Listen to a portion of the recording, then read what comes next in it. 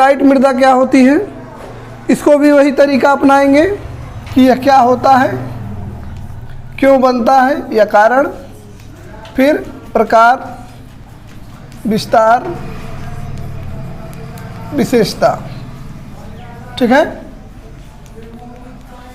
सभी मिट्टियों में यही पढ़े हैं कि क्या होता है, क्यों बनता है, उसका प्रकार, विस्तार और विशेषता। ठीक है, तो अब हम देखेंगे लेटराइट मृदा क्या होती है, क्यों बनती है, उसका प्रकार तो है नहीं तो प्रकार छोड़ दिया जाएगा, उसका विस्तार और विशेषता। लिखने के समय में यह ध्यान रखना है कि ये चारों चीज़ें हमारे प्रश्न में आनी चाहिए। ठीक, तो लेटराइट मृदा क्या होती है, एक ऐसी मृदा है जो ईंट के समान कठोर होती है।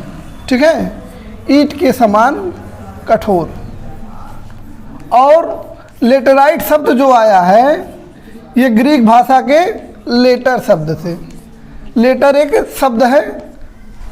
ठीक है, इसी लेटर शब्द से निकल कर आया है, इसका मतलब होता है ईंट। तो यह ईंट के समान है तो इसको कह दिया गया लेटेराइट। ठीक, यानी कि यह मृदा ऐसी मृदा है जो ईंट के समान कठोर है। अब इस मृदा में अगर मान लो जैसे हम लोग खेत कोड़ते हैं ना फावड़े से, अगर इसमें हम फावड़ा चलाएंगे तो फावड़ा टूट जाएगा, मतलब इतना कठोर है, जैसे पत्थर की तरह दिखाई देगा। लेकिन अगर इसमें थोड़ा सा भी पानी अगर हम डाल दें तो ये मुलायम हो जाती है। इसका एक विशेष गुण यही है। जैसे ईंट है तुम्हारे पास, ईंट है मान लो, इसको रात भर पानी में भिगो के रखो, कुछ होगा?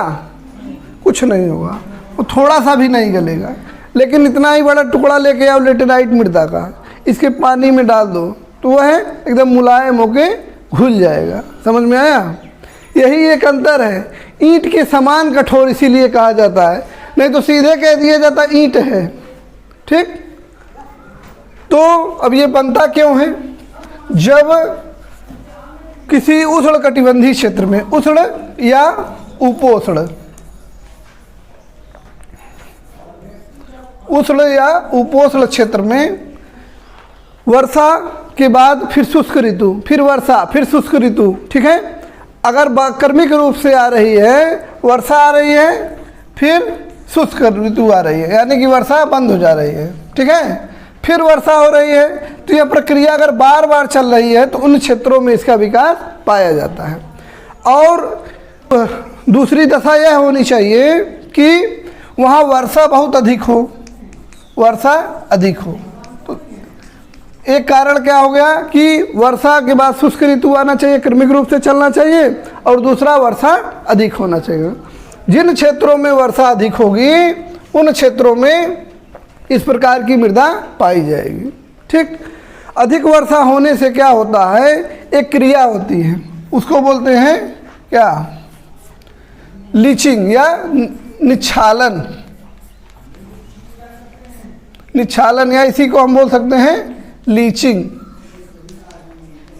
ठीक है, लीचिंग की वजह से क्या होता है, देखो ये मान लो कोई मृदा है, ठीक है, ऊपर से नीचे लंबवत रूप में अगर हम इसको काट लेते हैं और पतला कर दें, देखो, ठीक है, तो ये मृदा में कई सारे लेयर होते हैं। मृदा परिच्छेदिका इसमें बना हुआ है, वो पढ़ाना हम भूल गए हैं, फिर पढ़ा देंगे। देखो जो सबसे ऊपर वाली परत होती है इसको बोलते हैं ओ लेयर, उसके नीचे ए, बी और सी। ठीक है, ओ लेयर जो होता है वो सबसे उपजाऊ होता है। पौधे जो होते हैं उनकी जड़ें, कभी भी गेहूं का पौधा उखाड़ के देखो तो उसकी जड़ थोड़ा सा ही बस रहेगी। ठीक है, पौधों की जड़ें बहुत गहराई तक नहीं होती हैं, तो वह इसी ओ लेयर पर ही उगती हैं और यहीं से जो है अपना पोषक तत्व प्राप्त करती हैं। ठीक है, लेकिन अगर अधिक वर्षा होगी तब क्या होगा, अधिक वर्षा होगी तो वर्षा होने के बाद ये वर्षा का जल रिस के नीचे जाएगा कि नहीं, नीचे जाएगा। और अधिक वर्षा वाले क्षेत्रों में जब यह जल रिस के नीचे जाता है तो अपने साथ पोषक तत्वों को भी नीचे लेके चला जाएगा। ठीक है, अगले लेयर में। ठीक, अब अगले लेयर में जब चला गया तो यह मृदा उपजाऊ रह जाएगी फसलों के लिए? नहीं, लेकिन ऐसी चीज़ों के लिए उपजाऊ रह जाएगी जिसकी जड़ें गहराई तक जाए। मान लो 5 फीट का है और 5 फीट से अधिक वाली कोई गहराई वाली कोई ऐसा पेड़ लगाया जाए या पौधा लगाया जाए जिसकी जड़ें 5-6 फीट से अधिक नीचे जाए, तो उनके लिए पोषक तत्व मिल जाएगा कि नहीं। वर्षा अधिक हो रही है तो उन क्षेत्रों में क्या होता है, देखो वर्षा अधिक हो रही है, उष्ण कटिबंधीय क्षेत्र है यानी गर्मी भी ज़्यादा है, उपजाऊ नहीं है, इसलिए कोई फसल तो नहीं उगेगी, लेकिन बड़े बड़े पेड़ों के वृक्ष होंगे कि नहीं, पेड़ों के जड़ें नीचे तक जाएंगी। अब मान लो इस पर पेड़ आ गया, कोई इस पर कोई वन या पेड़ लग गया, तो इसकी जड़ नीचे तक जा रही है कि नहीं, तो नीचे तक जाएगी, तो यहाँ से जो है यह पोषक तत्व प्राप्त कर लेगा। ठीक है, समझ में आया। ठीक है, अब क्या हो गया, क्या हो गया इसका कारण। अच्छा बताओ, एक शब्द में पूछेगा, एक लाइन में बताना हो अगर कि लेटराइट मृदा के निर्माण का सबसे प्रमुख कारण क्या है, एक कारण कोई बताओ क्या। एक शब्द में लिखना हो तो लीचिंग नहीं लिख देंगे, निच्छालन। बाकी निच्छालन में क्या होता है वो समझते रहे, जिसको समझना है। जब वो पूछ रहा है 1 नंबर में तो हम लिख देंगे निच्छालन। अब निच्छालन क्या होता है जब 3 नंबर में पूछोगे तब बताएंगे। समझ में आ रहा है। तो लेटराइट मृदा का जो कारण होता है वो क्या होता है, निच्छालन या लीचिंग। क्षेत्र कहाँ होगा, अभी हम बताए हैं अधिक वर्षा का क्षेत्र। ठीक है, तो भारत में सबसे अधिक वर्षा कहाँ होती है, हाँ चेरापूंजी में। किस राज्य में है, किस राज्य में है चेरापूंजी, मेघालय का क्षेत्र। ठीक है, दूसरी अधिक वर्षा वाला जो क्षेत्र है वह है पश्चिमी घाट। तो चित्र में जब आप देखेंगे तो पश्चिमी घाट, जैसे ये प्रायद्वीपीय भारत अगर है तो ये पश्चिमी घाट वाला क्षेत्र जो है यहाँ पाया जाएगा। और उसके ऊपर जब हम जाएंगे तो पश्चिमी घाट ये है, उसके ऊपर जहाँ मेघालय है चित्र में देखना, उसमें मैप लगा देंगे, मैप में देख लेना कि मेघालय कहाँ है और वहाँ भी लेटराइट मृदा पाई जाएगी। समझ में आया। प्रश्न यहाँ से बनने की संभावना ज़्यादा है, 6 नंबर में भी प्रश्न बन सकता है, स्कोप इसमें ज़्यादा है।